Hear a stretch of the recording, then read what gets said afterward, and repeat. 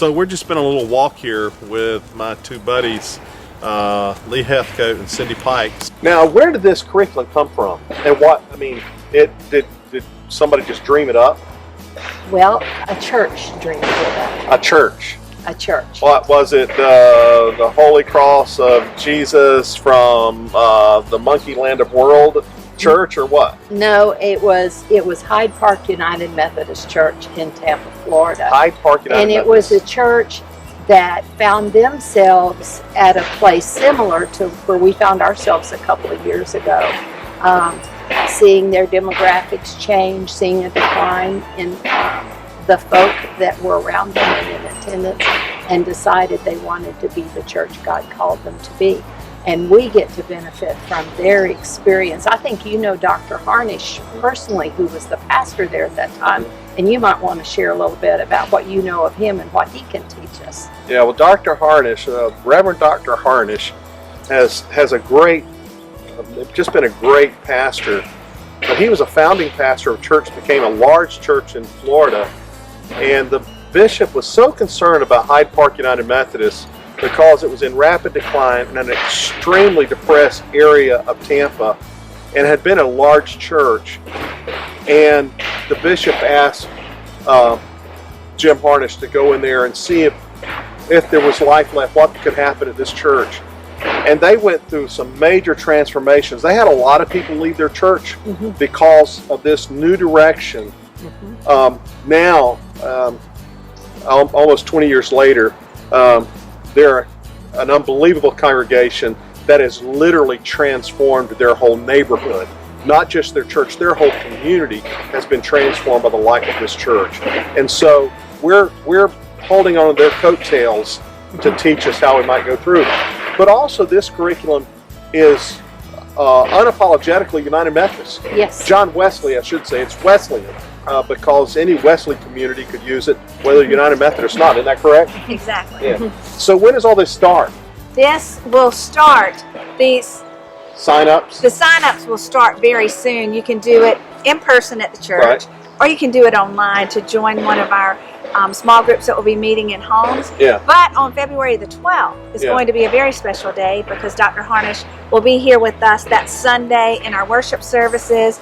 We'll have a potluck lunch, and then at 2 o'clock he'll be speaking with us again. So we will have a lot of beneficial things going on that day. So it's very important that we all make an effort to be here. Everybody be here February 12th for Dr. Harnish.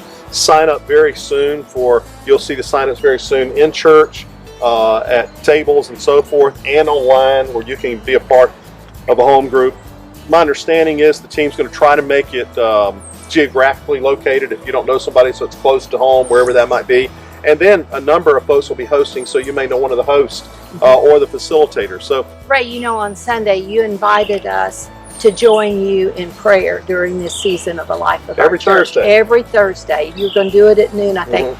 And it just made me think that right now, one of the things every single one of us can do can be in prayer for what God can do through this day. Amen. That is so important. And I hope folks will join me at noon, for an hour, 5 minutes or whatever, to pray for this process, pray for our community, pray for our country, pray for individuals in our lives. I hope that's what we'll do on that Thursday. Wouldn't it be amazing if everything we do from now on, starting with those prayer triplets, is bathing our walk with Christ, our churches walk together in prayer. It's foundational, just like this study. It's the foundational things of what it means to be a disciple. And I think, Lee and Cindy, some of us made a decision to become Christian, maybe as a child or something, but maybe we never learned those fundamental things of being a disciple, because being a disciple may cost you. Is that right? Exactly.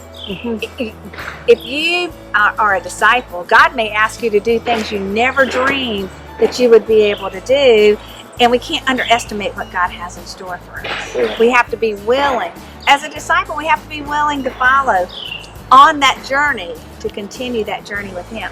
Don't y'all think that, particularly in Western cultures, and then even more specifically in the United States, that churches, pastors, Christian leaders, we have so forgotten that discipleship is costly. Yes. Yes. It is not for the faint of heart. Absolutely. What does that mean, Lee? I mean, just look at Jesus' life as Stephen and Paul. But for us today, and now they're costing. I think earlier I heard it can be folks who find you a little weird now, who see you as different, who may not include you in some ways. It's going to cost in time and effort. I think for me, one of the costs is intentionality. I can't have the luxury of just letting things happen any old way. I have to have the discipline. John Wesley liked that word. I have to have the discipline of being aware and that takes time and energy, and it might mean I can't do something else that's more pleasurable. Fun. Yeah. But you know what? There's fun in this too. Yeah. And there's joy. It's deeper and richer than the things I would have given up. But sacrifice is not something that's really thought of a lot in our culture, in our world today. Nor put out there as something attractive and a fun thing to do. Yeah. No? You know, Lee, you talked a lot about the greatest generation. That's something they understood. Yes. That sacrifice, even your life, Yes. was an admirable and a godly characteristic. Tom Brokaw said of this group that they had a giving of self for others that matched what we learn in Scripture, in the Bible, and a commitment to put others before self. Wouldn't it be exciting if we could all walk that way? And you know how I think we simple can. it was? How did Jesus call the disciples? He said, come and follow me. Yeah. And they dropped everything they were doing and never looked back. Yeah. So that's all he's asking us to do, Right. is to come and follow him. Follow him. Wow, doesn't get any better than that as far as I'm concerned. You see, these two are great preachers in their own right and teachers. Hey, thank you. We hope to see you next week, if not before. God bless you. Sign up soon. Bye.